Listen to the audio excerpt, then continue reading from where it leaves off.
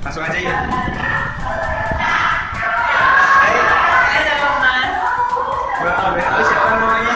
Tiffany. Nah, oke. Tiffany. Udah berapa lama di Jogja? 18 tahun. Dari kecil. Ya. Nah, di situ kami itu ada project nih tentang bagaimana pendapat Anda kenapa kok di Jogja itu identik dengan rasa manisnya? Bisa dimulai, Mbak? Kalau menurut saya, karena kalau orang Jogja itu kan kayak sabar-sabar gitu. Nah, makanya makanannya manis. Kalau makanan yang pedas tuh kayak suka marah gitu. Oh, jadi identik dengan sifat ya? Iya. Orang Jogja itu sabar-sabar karena suka manis.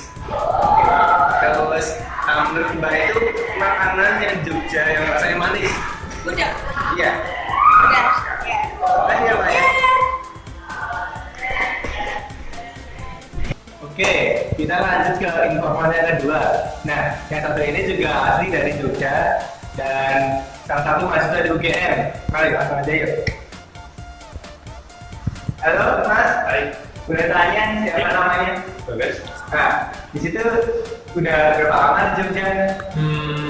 Dari saya lahir. Berapa tahun Mas? 18 tahun. Oh, macam. Nah, di sini kami tuh ada tugas di riset DDB tentang final project kita ya. Tentang bagaimana menurut Anda kenapa kok di UGM di Yogyakarta ini identik dengan rasa manisnya? Jadi kenapa di Jogja identik dengan makanan rasa manis? Oh, kalau menurut saya sih karena dari Jawa Timur sendiri saya punya nenek dari sana itu makanan dia buat makanan tuh mesti gurih. Sedangkan dari mbak saya yang bapak saya itu dari orang tua bapak saya dia kan orang Bandung. Nah dia kalau buat makanan sih pedes terus.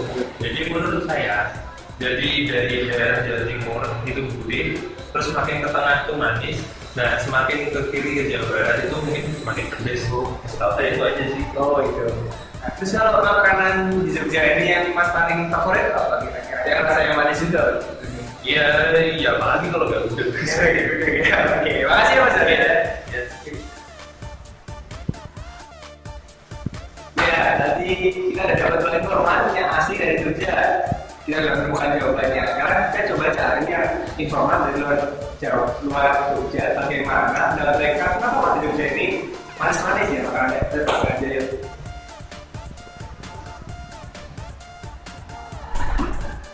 Mas Rika Mas, mau ya, habis dari kamar mandi ya? Ya. Mau Mas. Jadi kita ini ada tugas final project tentang suruh penelitian. Kalau dari kelompok kami ini menanyakan tentang kenapa kok di Jogja ini makanan banyak yang manis-manis ini. Nah, jenengan dari luar Jogja, Iya. Nah, kalau boleh tahu dari berapa? Oh ya, Mas Heri Mas ini udah berapa lama di Jogja? 2 bulan lebih lah. Udah bulan lebih. Oke, sekarang kalau boleh tahu kenapa menurut Mas Heri Mas, kenapa kok di Jogja ini makanannya identik dengan manis? Kalau menurut saya sendiri ya, ini nggak tahu benar atau salah, karena saya juga orang awam, nggak tahu. Mungkin dulu waktu penjajahan gitu, namanya rempah-rempah yang diproduksi di sini kebanyakan yang manis. Nah, misal seperti gula Jawa itu nggak tahu rempah-rempah Mungkin tebu itu termasuk tebu ya Mas. Ya, itu makanya yang banyak produksinya manis. Oh, jadi dulu sempat dijajah dan menurut saya dan itu banyak sekali penghasil yang manis-manis, makanya orang-orang di Jogja ini suka yang manis-manis. Oke. Terus Mas Heri Mas suka makanan apa nih di Jogja ini? kalau saya sih suka gudeg ya. Oke. Semua orang boleh aja suka yang manis dan kenal. Oke. Makasih Mas Heri. Saya dulu. Please.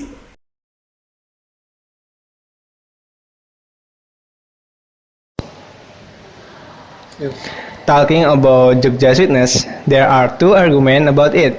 First, sweetness has long been known as taste that must exist in food in Java. In ancient Javanese texts, there are doctrine of the six flavor: sweet, salty, sour, spicy, bitter, and astringent.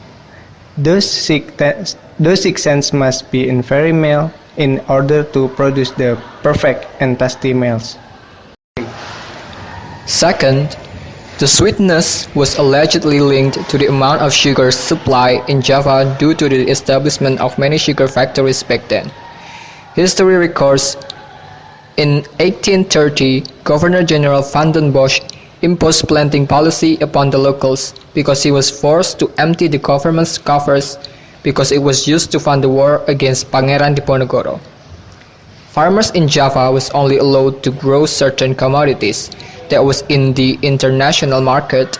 Among them are sugarcane and coffee.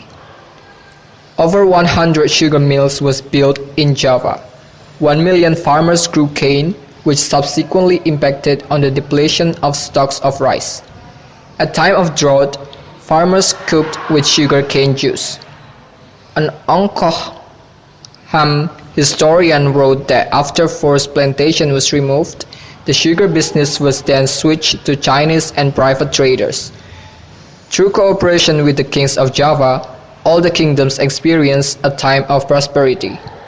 Locals then receive concessions of land which is then planted with sugars. Although the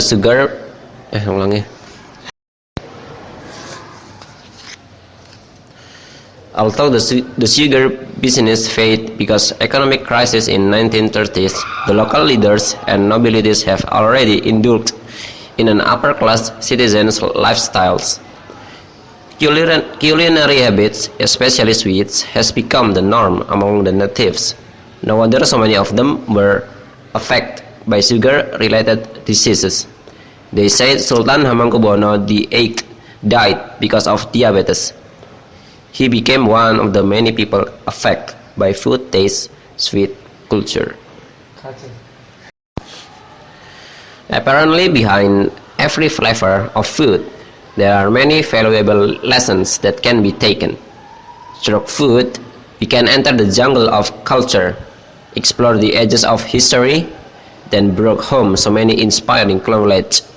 Through tradition, we could absorb the past and understand things unexplainable in these modern times.